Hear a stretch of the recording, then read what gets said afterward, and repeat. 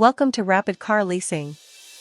In this video, I'll guide you step by step on how to book your car easily for Uber, Lyft, or any rideshare platform.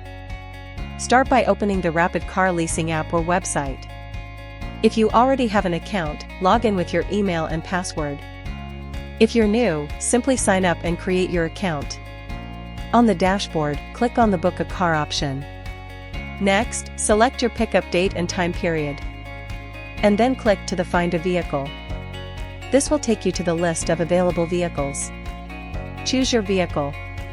Scroll the list, open a car to view details, then tap Book Now. Enter your information. Start by filling in your personal details like upload your MDR, enter your full name, mobile number, and other driving details. Once all fields are complete, continue to the second step of rental details. Fill the data, click to submit. Booking summary and deposit payment. First, your booking summary appears. Review it carefully. Proceed to payment, and pay the deposit to confirm your booking.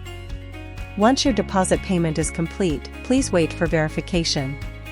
Our team will quickly review your booking and driver details.